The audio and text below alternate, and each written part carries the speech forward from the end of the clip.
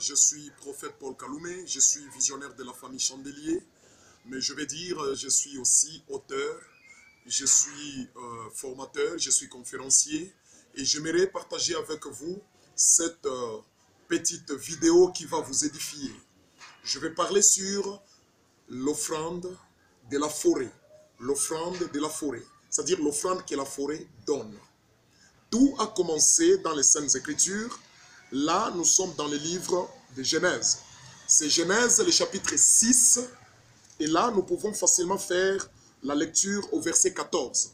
Là où Dieu dit à Noé, « Fais-toi une arche de bois de gopher, et tu disposeras cette arche en cellules, et tu l'enduiras de poids en dedans et en dehors. » Toute la terre était dominée par le péché.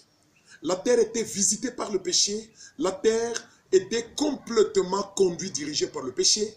Et le péché, c'est une invitation au jugement de Dieu. C'est une invitation que Dieu reçoit pour venir faire du mal à l'homme. Mais Dieu dit à Noé, Noé, puisque toute la terre est dominée par le péché, mais je veux que toi, tu puisses être sauvé. Puisque je vais détruire, je vais juger. Mais toi, tu dois être sauvé, toi, ta maison et ceux qui accepteront d'entrer avec toi dans l'arche. Et Dieu dit à Noé, Noé, fais-toi une arche de bois de gopher. Lorsque Dieu lui dit de faire une arche de bois de gopher, Noé devait lui poser la question de savoir où est-ce que je vais trouver ces bois-là. Noé devait aller dans la forêt et il devait couper du bois, amener du bois pour fabriquer une arche. Ça veut dire, la forêt devait donner un sacrifice à Noé. La forêt devait donner une offrande à Noé.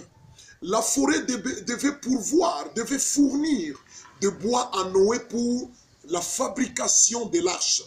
Et ces bois-là de gopher, c'est une offrande, c'est un sacrifice que la forêt donne à Noé pour fabriquer quelque chose qui va sauver l'humanité, qui va sauver les restes de l'humanité.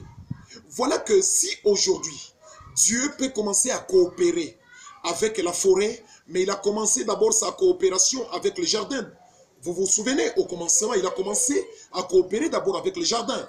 C'est dans les jardins qu'il a mis l'arbre de vie, c'est dans les jardins qu'il a mis l'arbre de la connaissance des biens et du mal. Mais voilà que le jardin a trahi Dieu. Puisque le jardin, au lieu de donner l'arbre de vie à l'homme, le jardin a donné l'arbre de la connaissance des biens et du mal à l'homme, l'arbre de la mort. Et là, nous voyons Dieu changer de formule. Au lieu de continuer à collaborer avec un jardin, Dieu s'est dit, je dois maintenant collaborer avec la forêt. C'est la forêt qui doit donner un sacrifice pour que l'homme soit sauvé.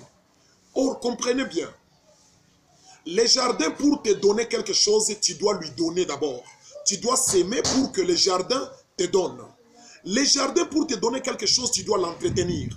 Les jardins, pour te donner quelque chose, tu dois les protéger. Les jardins, pour te donner quelque chose, tu dois l'arroser. Mais la forêt, ce n'est pas ça. Même si tu n'as rien donné à la forêt te donnera quelque chose. Même si tu ne l'as pas arrosé, tu ne l'as pas gardé, tu ne l'as pas protégé, tu ne l'as pas entretenu, mais la forêt donne facilement à l'homme. Ça veut dire quoi? Les jardins attendent quelque chose de l'homme, mais la forêt attend quelque chose de Dieu. C'est Dieu qui donne la pluie à la forêt, c'est Dieu qui a planté la forêt. Mais les jardins, c'est l'homme qui peut le planter. Ça veut dire, là nous avons deux catégories d'hommes. Il y a un homme forêt, il y a aussi un homme jardin. Un homme jardin, c'est tout homme. Pour qu'il te donne quelque chose, il faut que toi, tu sois le premier à lui donner. Si tu ne lui as pas donné, tu ne l'as pas entretenu, tu ne lui as pas fait du bien, tu ne l'as pas salué, tu ne l'as pas visité, il ne te donnera pas. Mais la forêt, elle, même si tu n'as rien donné, la forêt te donnera toujours quelque chose.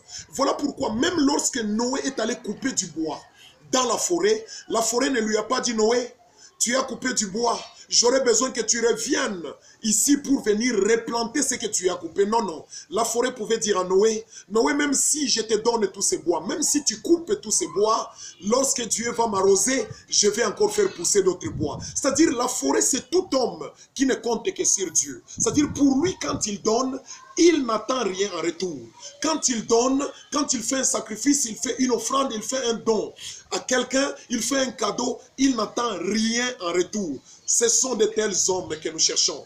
Un homme, quand il te visite, il ne te dit pas, puisque je te visite, je veux que tu me visites aussi. Quand il te donne, il ne te dit pas que puisque je te donne, je veux que tu me donnes aussi. S'il te fait du bien, il ne te dit pas que si je te fais du bien, je veux que tu me retournes le bien. Non, non. Celui-là, c'est un homme forêt. Et comprenez, allez-y comprendre quelque chose là.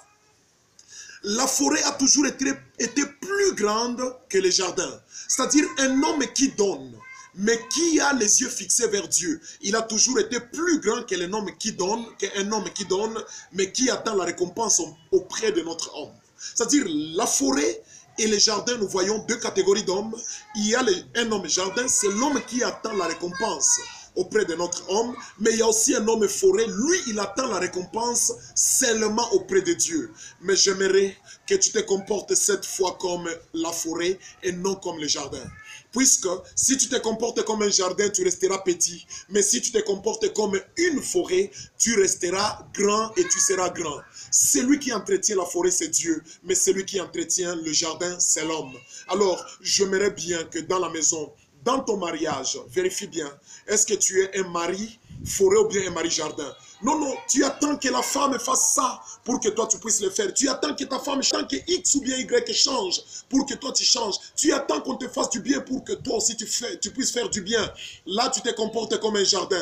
Comporte-toi comme une forêt. Même si quelqu'un te fait du mal, toi continue à le faire du bien. Même si quelqu'un ne te regarde pas, il ne te visite pas, toi continue à faire du bien. Là, tu seras un bon mari. Là, tu seras une bonne femme. Partout, même dans ton travail, cherche à devenir un homme forêt et non un homme jardin. Merci beaucoup, c'est Prophète Paul Kaloumé. Je pense que cette vidéo vous a vraiment plu. Si vous avez besoin de nous contacter, contactez-nous à ce numéro, plus 243 99 87 77 253. Et sur le WhatsApp, contactez-nous au plus 243 89 7 800 848. Et si vous vous dites que vous voulez soutenir cette grande vision que nous sommes en train de porter, la vision de la famille Chandelier qui aide à former les serviteurs de Dieu partout dans le monde. Et voilà qu'aujourd'hui nous sommes à Béni, une zone rouge, très rouge sur tout le plan. Sur le plan politique, sur le plan militaire et sur le plan épidémiologique, c'est une zone rouge. Mais nous sommes là juste pour l'amour de Christ. Merci beaucoup. Que Dieu vous bénisse au nom de Jésus-Christ.